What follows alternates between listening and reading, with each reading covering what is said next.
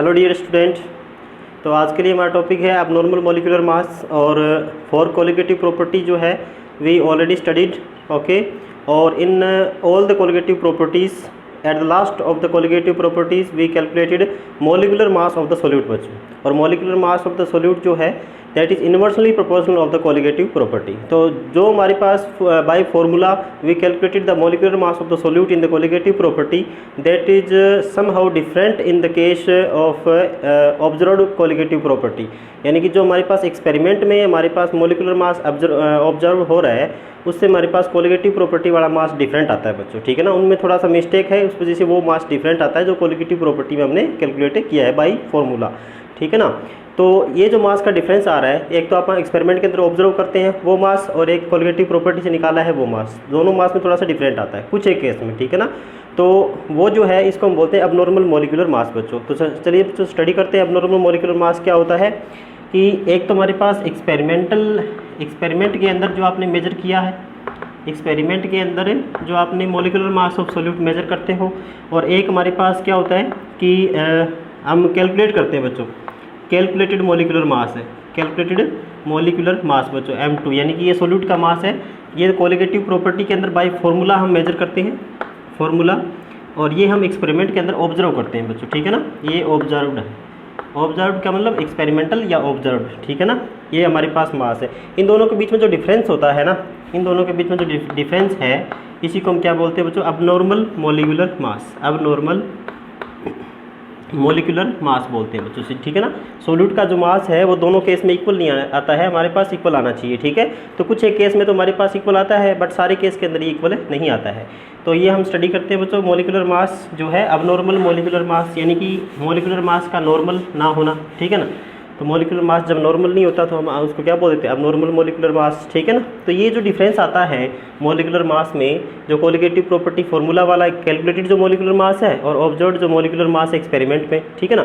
जब आप लैब के अंदर इसी चीज़ को सेम सॉल्यूशन को जब आप मान लो कि ऑब्जर्व करोगे तो वो मास डिफरेंट आएगा, ठीक है ना। तो वो किस वजह से आता है, वो आता है हमारे पास क्योंकि जो सोल्यूट होता है, ये सोल्यूट जो है ये आपका या तो डिसोशिएट हो जाता है, ठीक है ना। डिसोशिएट और एसोसिएशन की वजह से आता है बच्चों, या एसोसिएट हो जाते हैं पार्टिकल, एसोसिएट हो जाते हैं, ठीक है ना। और एक हमारे पास क्या होता है कि नॉन इलेक्ट्रोलाइट होते हैं बच्चों, जिसमें नॉन इलेक्ट्रोलाइट कुछ एक सब्सटेंस होते हैं। अगर वो आप सोल्यूट लेके चलते हो ना, नॉन इलेक्ट्रोलाइट को सोल्यूट लेके चल रहे हो, तो उस केस में हमारे पास मॉलिक्यूलर मास करेक्ट आएगा, ठीक है ना। जो M2 आएगा दिस इज़ करेक्ट बच्चों, ठीक है। इस केस में हमारे पास पार्टिकल सेम रहते हैं सॉल्यूशन के अंदर, जितना आपने ऐड किया था उतने ही पार्टिकल सॉल्यूशन में आपको मिलेंगे। पर इसमें क्या होता है बच्चों कि जैसे आपने सोल्यूट को ऐड किया तो ऐड करने से पहले पार्टिकल कुछ और थे, तो पार्टिकल आपने ऐड करने के बाद या तो डिसोशिएट हो गए, अब डिसोशिएट हो जाएंगे तो ज़्यादा हो जाएंगे, और अगर एसोसिएट हो रहे हैं तो कम हो गए, ठीक है ना। एसोसिएट का मतलब ग्रुप बन गया, 2 या 2 से ज़्यादा का ग्रुप बन जाता है बच्चों। तो आपने मान लो सपोज दैट कि 10 पार्टिकल ऐड किए, तो डिसोशिएट हो रहा है तो उसके 10 से ज़्यादा मिलेंगे, और एसोसिएट हो रहा है तो 10 से कम मिलेंगे बच्चों, ठीक है ना। तो हमारे पास जो है कोलिगेटिव प्रॉपर्टी होती है बच्चों, कोलिगेटिव प्रॉपर्टी CP, तो ये प्रोपोर्शनल होती है पार्टिकल के, ठीक है ना। अब पार्टिकल आपके कम ज़्यादा हो रहे हैं, उस वजह से हमारे पास कोलिगेटिव प्रॉपर्टी भी क्या आती है, डिफरेंट आती है।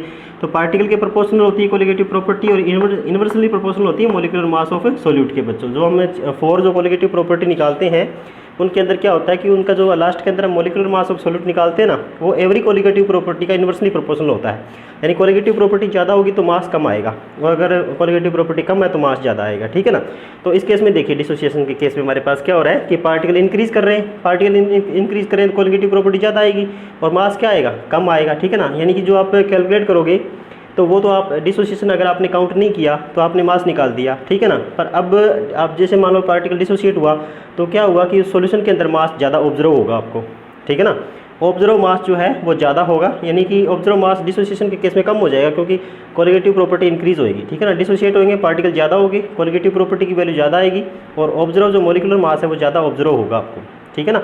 फॉर्मूला तो आपने डिसोसिएशन से पहले ही मॉलिक्यूलर मास निकाल दिया था डिसोसिएशन से पहले, बट आफ्टर डिसोसिएशन जब आप निकालते हैं जो ऑब्जर्व होता है हमें वो हमारे पास ज़्यादा होगा, ठीक है ना। वो हमारे पास एसोसिएशन के केस में ज़्यादा होगा और डिसोसिएशन के केस में कम होगा। बच्चों स्टडी करते हैं, देखो कि डिसोसिएशन के केस में हमारे पास सोडियम क्लोराइड सपोज दैट, ठीक है।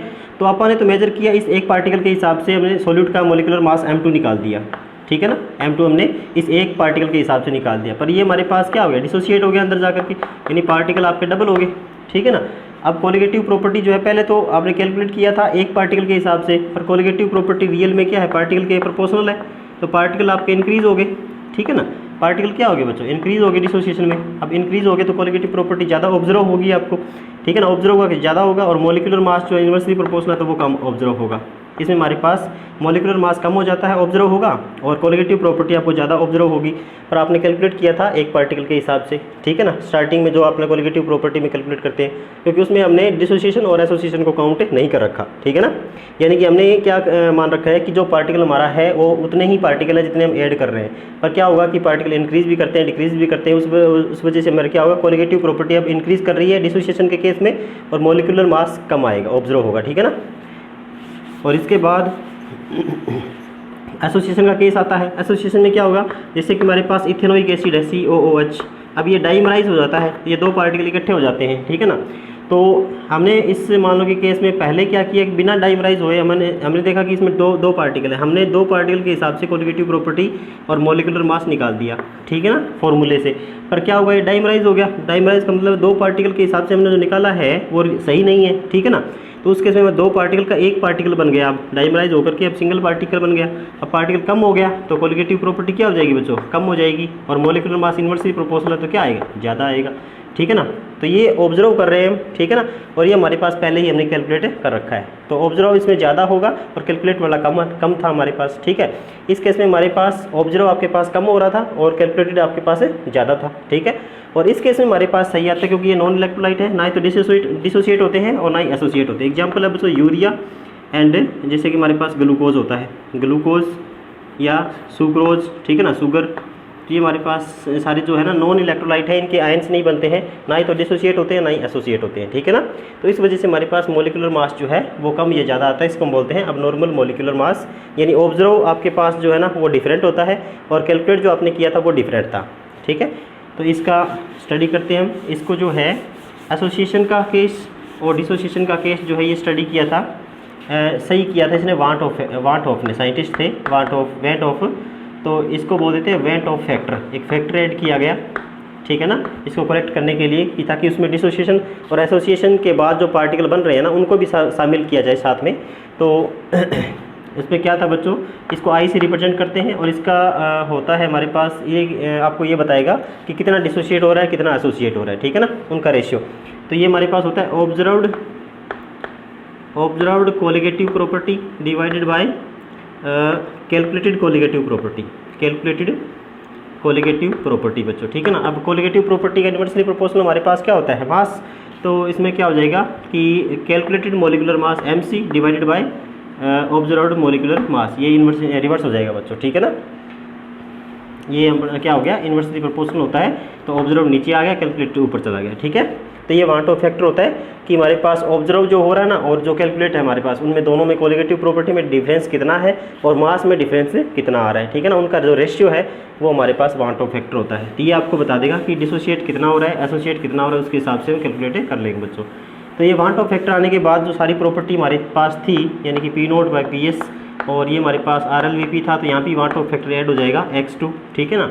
और सही करने के लिए इसको, ठीक है ना, पहले क्योंकि इसमें रॉन्ग आ रहा था मोलिकुलर मास, और इसके बाद क्या होगा डेल्टा TB जिस तरह है, एलिवेशन इन बॉइलिंग पॉइंट है, तो ये भी हमारे पास I और KB इंटू M हो जाएगा। सब में I फैक्टर ऐड हो जाएगा, ठीक है ना, जो कि आपको करेक्ट करेगा इस चीज़ को, फॉर्मूला को। तो इसके बाद डेल्टा TF जो है ये भी हमारे पास क्या हो जाएगा, I into KF into M, ठीक है। और इसी तरह हमारे पास क्या था, fourth colligative property osmotic pressure, यानी कि पाई V = I/NRT, ठीक है ना। सब में आए वांट ऑफ फैक्टर जब आप ऐड करोगे ना तब आपके पास करेक्ट आएगा बच्चों, ठीक है। तो डिसोसिएशन के केस में क्या था, वांट ऑफ फैक्टर जो है डिसोसिएशन का केस करते हैं बच्चों, डिसोसिएशन का केस करते हैं। तो डिसोसिएशन में क्या होगा कि पार्टिकल इंक्रीज हो जाते हैं, ठीक है ना, क्योंकि एक पार्टिकल था, दो या दो से ज़्यादा पार्टिकल में डिसोसिएट हो गया तो पार्टिकल इंक्रीज कर जाएंगे, तो कोलिगेटिव प्रॉपर्टी जो है ये भी इंक्रीज कर जाएगी, ठीक है ना। यानी कि जो ऑब्जर्व होगी वो ज़्यादा ऑब्जर्व होगी, आपको ऑब्जर्व ज़्यादा होगी। तो वांट ऑफ फैक्टर क्या आएगा बच्चों, देखो observe colligative property divide by calculated colligative property CCP नीचे रहेगा, तो ये वाली ज़्यादा है, ठीक है ना, क्योंकि पार्टिकल इंक्रीज हो गई तो ऑब्जर्व ज़्यादा आपके पास कोलिगेटिव प्रॉपर्टी ऑब्जर्व हो रही है आपको, ठीक है ना। तो रियल में तो पार्टिकल पहले आपने डिसोसिएशन काउंट नहीं किया था मान लो, तो उस केस में तो पार्टिकल कम थे, कम के हिसाब से आपने कोलिगेटिव प्रॉपर्टी कैलकुलेट कर दिया, तो कैलकुलेट कम थी और ऑब्जर्व अब आपको ज़्यादा हो रही है, तो इसका मतलब ऊपर वाला फैक्टर ज़्यादा है, नीचे वाला कम है, तो आई जो है ये हमारे पास क्या रहेगा, ग्रेटर देन 1 रहेगा बच्चों, ठीक है ना। तो डिसोसिएशन के केस में आई इज़ ग्रेटर देन 1 रहेगा। जैसे कि हमारे पास बच्चों MgCl2 होता है, ये MgCl2 है, तो ये क्या करेगा, हमने तो इस एक के पार्टिकल के हिसाब से हमने कोलिगेटिव प्रॉपर्टी कैलकुलेट कर दिया, तो वो हमारे पास क्या होगी, कैलकुलेट किया हमने एक पार्टिकल के हिसाब से, कैलकुलेटेड कोलिगेटिव प्रॉपर्टी एक पार्टिकल के हिसाब से हुआ, ठीक है ना। और मॉलिक्यूलर मास जो कैलकुलेटेड है वो भी एक के हिसाब से आएगा, पर क्या हुआ सॉल्यूशन के अंदर जा करके और Mg2 पॉजिटिव और 2Cl नेगेटिव बन गया, यानी एक पार्टिकल के कितने पार्टिकल बन गए, 3 पार्टिकल बन गए, तो ये हमारे पास ऑब्जर्व होगा, ये हमारे पास क्या 3 पार्टिकल के हिसाब से ऑब्जर्व कोलिगेटिव प्रॉपर्टी आएगी और ऑब्जर्व मॉलिक्यूलर मास आएगा, ठीक है ना। तो 3 अब पार्टिकल ज़्यादा होंगे तो कोलिगेटिव प्रॉपर्टी भी ज़्यादा आएगी और मॉलिक्यूलर मास कम आएगा, ठीक है ना, ऑब्जर्व होगा। और पहले पार्टिकल जिससे आपके से कैलकुलेट किया था उस टाइम हमारे पास कोलिगेटिव प्रॉपर्टी एक पार्टिकल के हिसाब से थी, तो आपके पास क्या था, कोलिगेटिव प्रॉपर्टी कम थी और कैलकुलेटेड मॉलिक्यूलर मास आपके पास ज़्यादा आया था बच्चों, ठीक है।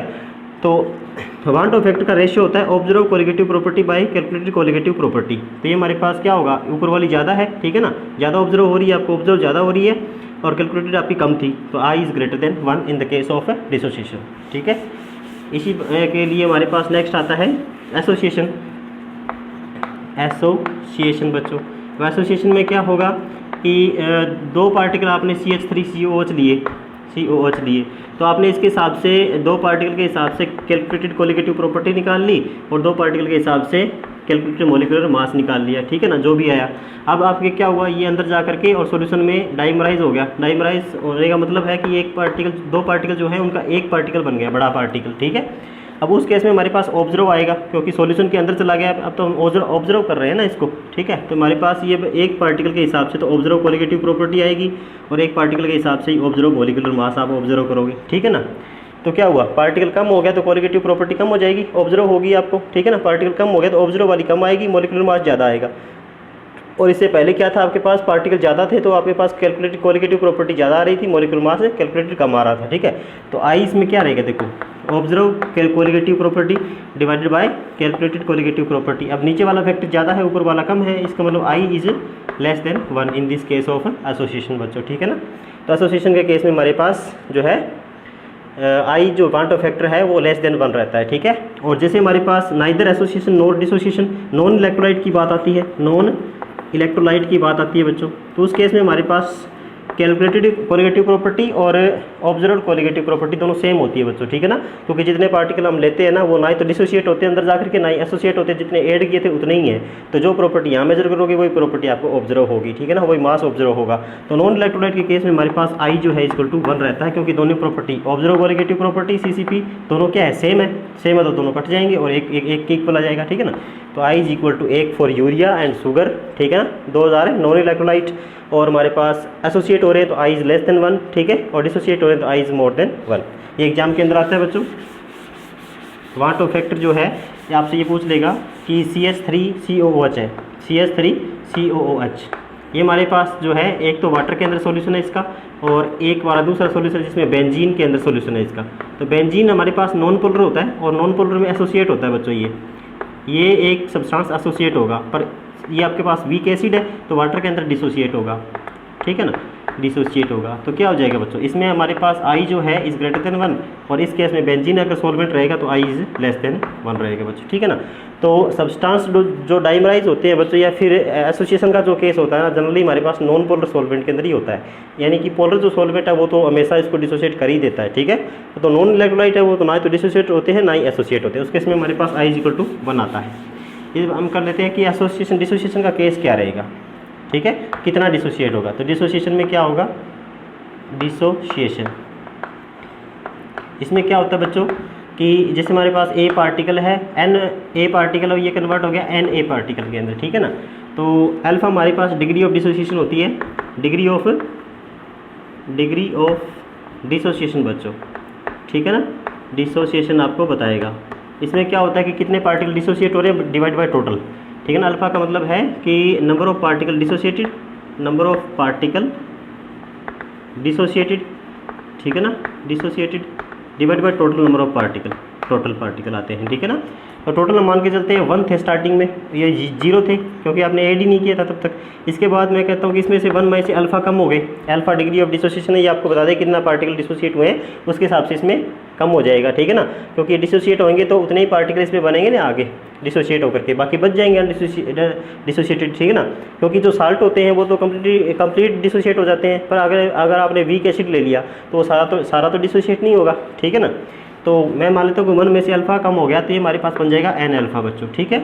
और ये हमारे पास क्या बन गया, टोटल नंबर ऑफ पार्टिकल मोल कितने हो, टोटल नंबर ऑफ पार्टिकल कितने हो गए 1 माइनस अल्फा प्लस में n अल्फा, ठीक है ना। और ये बन गया हमारे पास 1 प्लस में n माइनस 1 अल्फा बन जाता है बच्चों, ठीक है ना, ये बन गया। और इसके बाद वांट ऑफ फैक्टर किसके बराबर होता है, वांट ऑफ फैक्टर हमारे पास होता है बच्चों, ये जो आपके पास ऑब्जर्व कोलिगेटिव प्रॉपर्टी है, टोटल नंबर ऑफ पार्टिकल है जो डिसोशिएट होने के बाद आएंगे तो ये ऊपर रहेंगे, ठीक है ना, n माइनस 1 और अल्फा डिवाइड बाय हमारे पास आ जाता है बच्चों 1 आ जाता है। स्टार्टिंग में 1 लिया था आपने और बाद में टोटल नंबर ऑफ पार्टिकल इतने हैं, स्टार्टिंग में 1 था पार्टिकल, अब इतने पार्टिकल आपको टोटल ऑब्जर्व हो रहे हैं, ठीक है ना। तो ऑब्जर्व डिवाइड बाय स्टार्टिंग जो था। तो इसके बाद हमारे पास जो है आप पुट कर दो, इसमें आई किसके बराबर होता है, यहाँ से अल्फ़ा निकाल लो बच्चों, अल्फ़ा किसके बराबर आएगा, अल्फ़ा आप निकालोगे डिग्री ऑफ डिसोसिएशन तो हमारे पास आ जाएगा। वांट ऑफ फैक्टर तो यहाँ से कैलकुलेट हो जाएगा, बट अल्फ़ा निकालना ज़रूरी है, तो अल्फ़ा के लिए क्या आ जाएगा, ये हमारे पास 1 इधर जाएगा, वांट ऑफ फैक्टर हो गया, और इसके बाद -1 हो जाएगा, -1 इधर जाएगा और n माइनस 1 डिवाइड में आ जाएगा, n माइनस 1 बच्चों, ये अल्फ़ा हो जाएगा।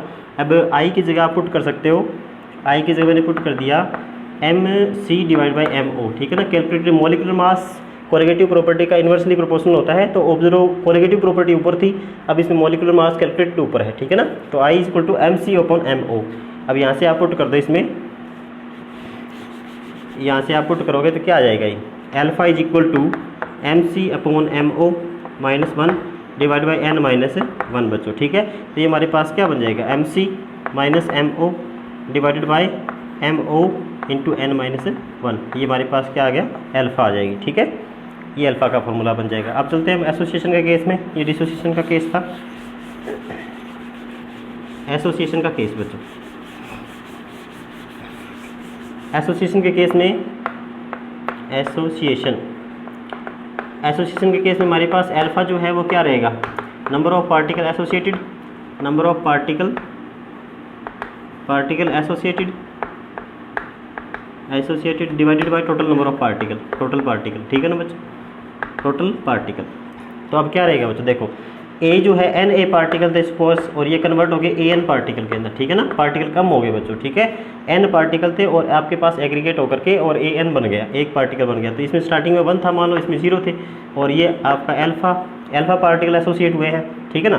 तो ये अल्फ़ा जो है इसमें कितना हो गया, अल्फ़ा बाई एन आएगा बच्चों, ठीक है ना, क्योंकि पार्टिकल कम हो रहे हैं, तो जितने पार्टिकल यहाँ से कम होंगे ना उसका डिवाइड में पार्टिकल आपको एन करना पड़ेगा, ठीक है। जैसे कि हमारे पास मान लो कि इधर से CH3COH है, CH3COH है, तो इधर के 2 पार्टिकल कम हो रहे हैं, तो इधर एक ही बन रहा है, ठीक है ना।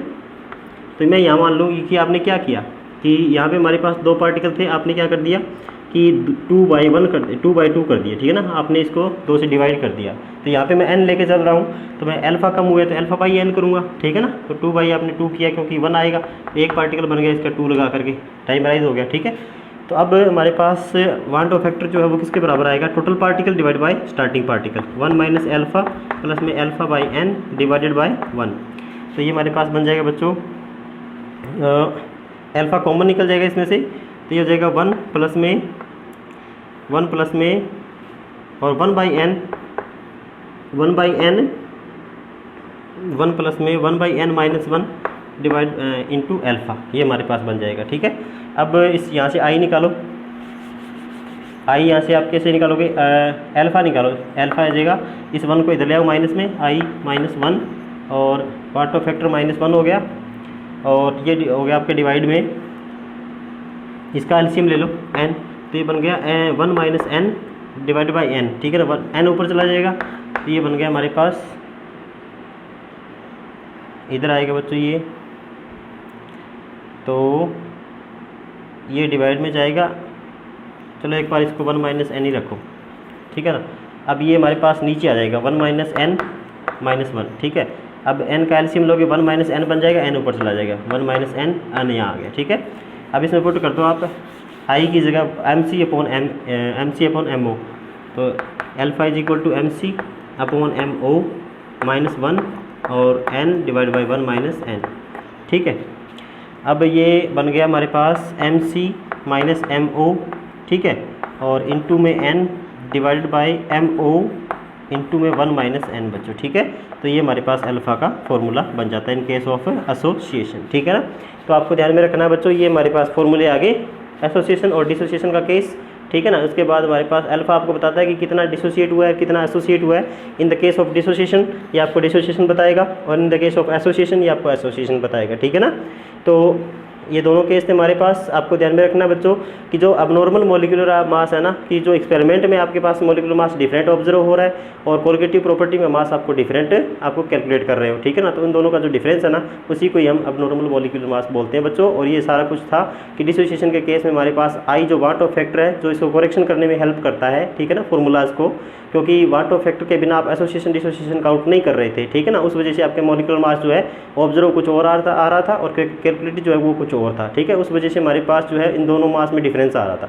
अब क्या हुआ, जैसे ही वाट ऑफ फैक्टर ऐड करोगे तो क्या होगा, डिसोसिएशन का भी केस ऐड करना पड़ेगा, एसोसिएशन का भी केस आपको ऐड करना पड़ेगा। और उस केस में वाट ऑफ फैक्टर डिसोसिएशन के केस में हमारे पास क्या रहता है, मोर देन 1, और एसोसिएशन के केस में हमारे पास लेस देन 1 रहता है बच्चों। तो this is totally for abnormal molecular mass बच्चों। Thanks, have a nice day.